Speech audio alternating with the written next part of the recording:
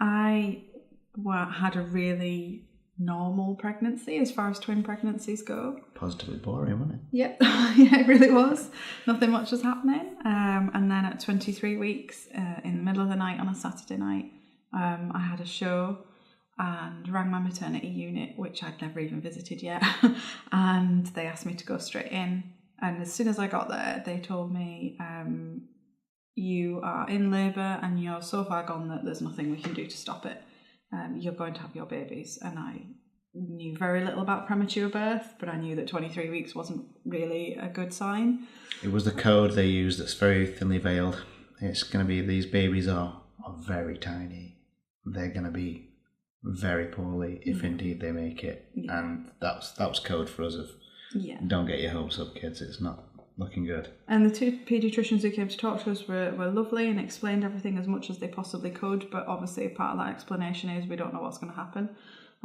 There's a lot of unknown factors, and can you please just try and hold on until 24 weeks, which was the following Wednesday, which I was like, I'm not really in control of this right now. We didn't understand the significance at the time, did we? No, I didn't understand that there isn't a legal requirement to resuscitate babies who are born before 24 weeks. I didn't know that was what they were getting at, and thank goodness I didn't know. It's all innuendo, isn't it? It's all basically just try and plant your legs and don't go to the toilet, just stay there and stay still and don't breathe. I was on actual bed rest, just hoping that nothing would happen. And actually my labour then went really slowly, and that's when people started talking to us about the possibility of transferring, because the hospital that I was going to give birth in only has a level 1 special care unit and really could only support a baby born so early for about 24 hours before they would need to transfer to a more sophisticated unit anyhow. So then the conversation, because labour was moving slowly, turned to, what if we transferred you in the ambulance now, or as soon as possible, to another hospital that has 2 special care beds. When they weighed up the risk, it was a no-brainer for us. It was just like, I'm nodding along as soon as they're saying, should we try and transfer you? I'm like, yes. Sounds good to me, because they're just saying, well, basically, if they're born here, they might make it. They could die. If they're born in a hospital with better facilities, they have more of a chance of survival. And everything comes back down to, all the time through this journey, is if this doesn't happen, death. If this does happen, maybe not death. So we're like, let's go with the maybe not death option. And they were talking about... That did make the decision quite easy, didn't it? Well, they always talk about that they wouldn't fly a woman in labour with the helicopter, but they definitely considered it, didn't they? Yeah, the only reason I didn't go in the air ambulance was because it was snowing at the time, so they didn't want to. They had to ground it, didn't they? They had to ground the helicopter. So in the end, it was actually a search for what beds are available. They wanted to take me to the RVI at Newcastle because that was the next closest level 3 special care unit. But they did not have 2 special care beds for intensive care. So the next available was North Tees, which I hadn't even heard of at that stage because I'm not from around there. And then it was quick getting the ambulance and blue lighted across in the snow, praying that the A66 wouldn't get shut while we were on it. And it was, the 2 midwives came with me and they were a great comfort. They were a great support. They were really invested, weren't they? They were really invested emotionally. And then it was sort of uneventful once I got to North Tees because my labour was still quite slow. And I will never forget getting the midwives and everything bustling around and the lady saying to you, why are you talking about hanging on till 24 weeks? Why are you plaiting your legs? Yes, go to the toilet. Yes, relax. These babies are coming. You're in the right place now. Just let it take its course. Yeah, that was a bit of a revelation. It was a revelation, but it was also reassuring in that it was almost like, I'm not saying they didn't know what they were doing, because of the different facility level, you were like, these guys can cope with this. No, we're supposed to be here now. We're supposed to be here, so it's going to happen. So it's still terrifying, but you're just like, well, at least we're in the right place for it to happen. And then the neonatal consultant came to talk to us, and that was reassuring. He explained exactly what would happen when the babies were born, that the help that they received would be based on the signs that they gave as to how able they were to receive that help, and that which made is what a huge you wanted. difference. We wanted that. So hearing that and then seeing the 2 resuscitator units at the bottom of my bed with all of the equipment ready to save their lives was very reassuring to me, because I needed something practical and clinical and medical to focus on, because I was in such turmoil and didn't really have a grasp on what was happening, because how can you possibly? That was a 50-50 split though, because you saw that and you saw how practical and how safe they potentially could be, and then you had the little hats and you're like, oh, babies do come in hats, and it was just like they were so tiny, you just like, I can't imagine something that small until we saw them. And labour was all right, really. There weren't any sort of big complications. We did have a point at which twin 1 came out, that's Joshua, and Darcy decided she might not want to leave. She starfished. She starfished. She did. But thankfully she changed her mind, and they were born, in 17 minutes apart, and they both let out a little cry, which was what I was waiting for. Yeah. And I knew that wasn't enough, to know that they were going to be okay, but it was what I had been clinging on to, hoping to hear. They had strength enough to cry, then they had strength enough to survive for at least a few moments. Yeah. And you couldn't focus on anything but what Josh was doing, could you? No, I was trying to, give birth to Darcy, and all I wanted to know was, could I see Josh's chest rising at the bottom of the bed, and I did eventually see like a little movement, and thought, okay. But I didn't really get to see Josh before he was whisked away. I saw a little glimpse of Darcy before they took them off to the neonatal unit, and then it was 4 hours before we got to see them. It was the evening time, wasn't it? Which obviously I had no frame of reference if that was a good thing or a bad sign or anything like that.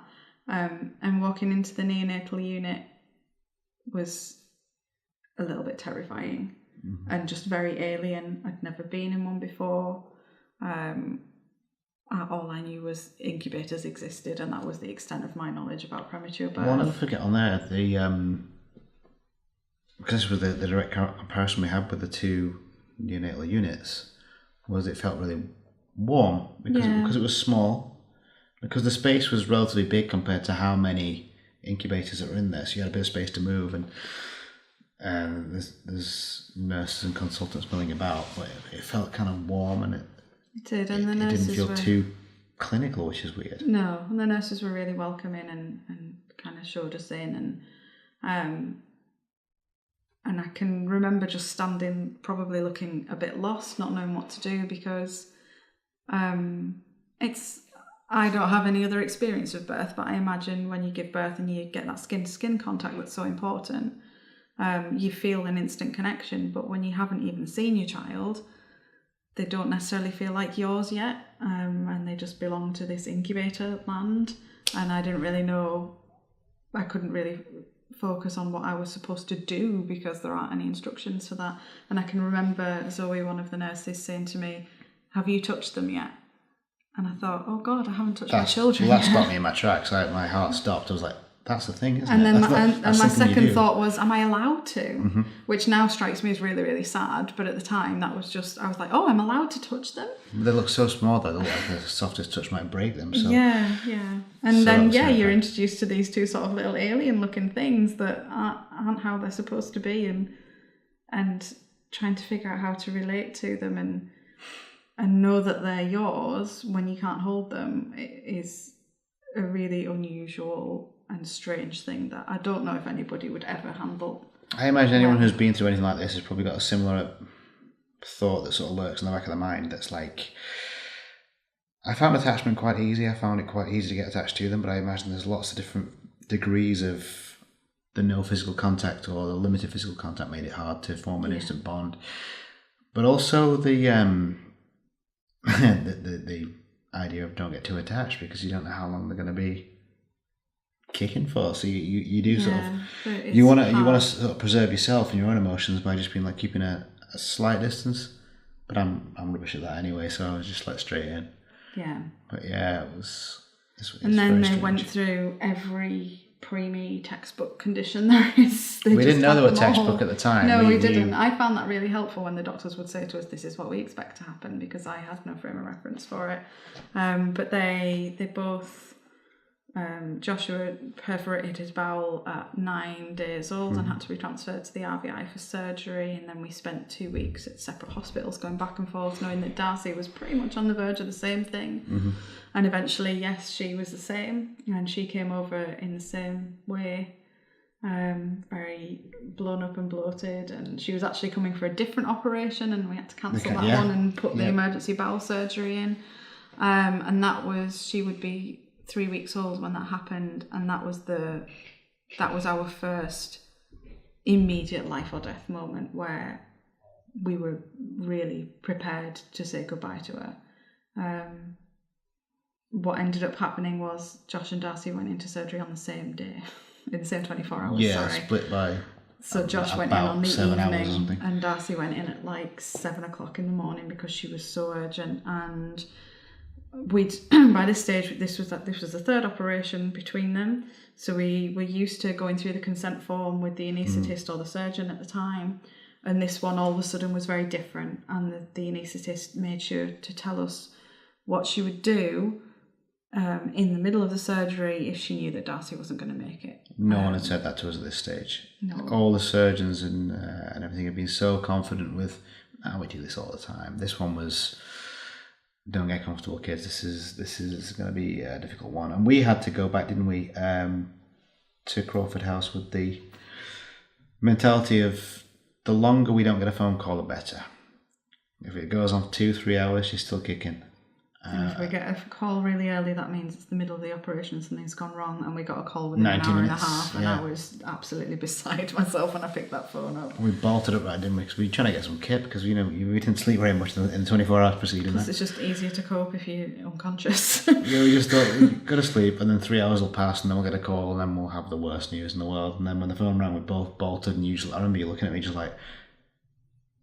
And that moment... And then that kind of reaching for the phone going, I've got to do this, I've got to answer it. And those phone calls have become part of my PTSD, in that if I hear, and it's everywhere, the default ringtone for an iPhone, I am immediately back at getting one of those phone calls that says your child is probably not going to make it, come and see them, that kind of thing.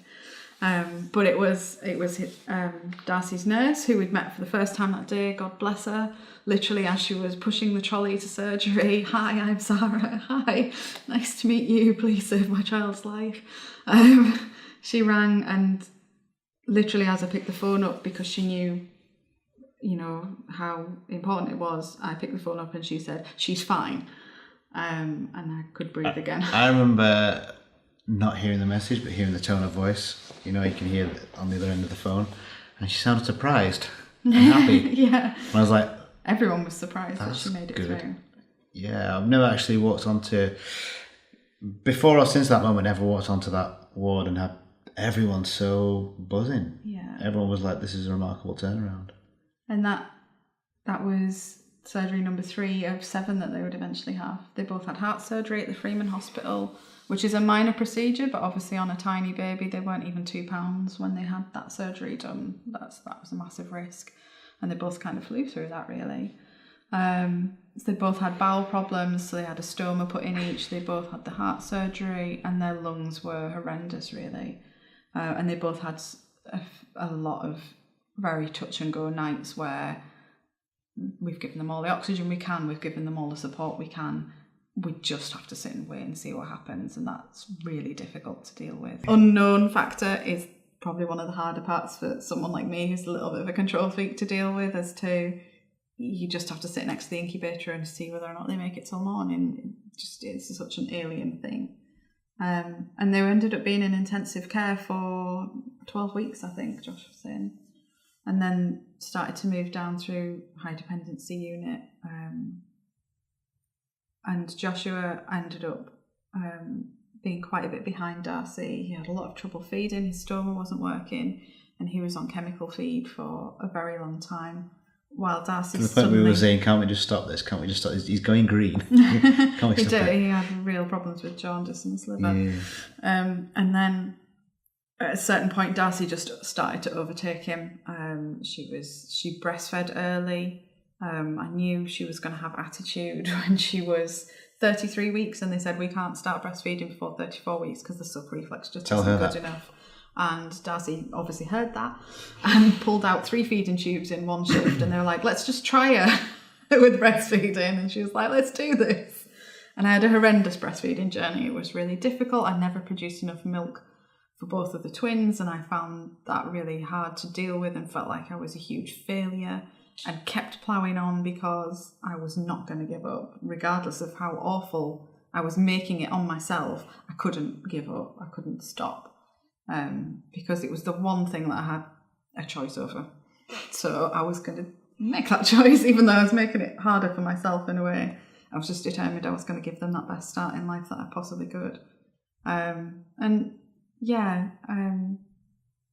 then became like an expressing mum, and that puts an awful lot of stress on you while you're in there and when you get home, but that was just something I felt I needed to do. And Darcy did really well on milk, and she just turned a corner all of a sudden, and she ended up being discharged a month before Joshua did. Joshua needed an extra surgery because his bowel situation had been so difficult to resolve. He had to have his stoma reversed before they were going to discharge him so that he could learn how to feed, and that kept him in an extra 4 weeks after Darcy. So they were born on the 2nd of March, and we ended up going home in July. So basically I lived in hospital for 5 months. And I would have done. Yeah. But for work. And that was really stressful on top of everything else, but at the end of the day, small potatoes in terms of what our children were going through, really. And we ended up being discharged directly from the RVI. Sometimes you are moved to a hospital closer to home, but because Josh had just had surgery, we didn't have that. So it was a very kind of one extreme to the other of being in an intensive care unit and then going home and having nothing. You're released into the wild, deal with it. I mean, if I'd taken home a full-term baby who had no medical problems, I'm sure I would have still been looking at them going, what do I do? But having 2 babies on oxygen, which was something I was totally unfamiliar with all of the medical problems that needed treatment still at home, was incredibly stressful, really difficult, and for me, in some ways, harder than being in hospital, because once we got home, everybody thought we were fixed. And actually, that was when I was starting to fall apart. And the kids still had a lot wrong with them. I needed a lot of treatments, and I think people just assumed, you're out of hospital, you're all right. And it wasn't just what we were going through then. I also wanted to scream and shout to people about how horrendous it had been in hospital and how many times we nearly lost them, and people don't want to hear that, obviously. And I found it really difficult to not just want to literally shout to people, I'm in a lot of pain and I don't know what to do. It's maybe back onto mental health here a little bit, but that was the weirdest thing, is losing friends over this journey. Is you gain new friends, which is great because people have a natural empathy and a natural kind of like, I'm experiencing this, we can bond over the shared kind of trauma, and you get along with new people. But then people get bored of your drama, I guess, and they don't want to and people don't see know their Facebook feed with your emotions. They don't want to have your passag texts that are just like, we don't see you anymore. Yeah. And that they just erase themselves from your life, and you just think, you know what, it wasn't that real then, you know. Yeah, absolutely. This becomes real. This is reality. You can say that about a lot of traumatic events, can't you? That it shows you who's there for you and who isn't, and that was absolutely the case. I mean, when I went into labour, and I messaged a few people and rang a few people to say what was happening. As soon as I let my friend Emma know that I was going to be in North Tees, she lives in Newcastle. She went to her bedroom and her bathroom and her sister's bedroom and her bathroom, and she stole toiletries and everything I could possibly need. She was very, very, what's the right word, pragmatic and functional. It was just, what she knew. She said, what do you have, what don't you have? And that we just got up in the middle of the night, we've got the clothes on our back, we stink, and we're miserable, and we've got a cold, but we can't tell the hospital because we're in trouble. So it was basically they reclothed us and it was like smelly and stuff. I told Emma that we were going to be in North Tees. She lived in Newcastle, packed a bag, got in her car and came down and fed and clothed us, and I'll never forget that. That's the most wonderful thing that anybody did for me during the whole journey, because it was instant and supportive and practical, and she just wanted to give me a hug, and that was lovely.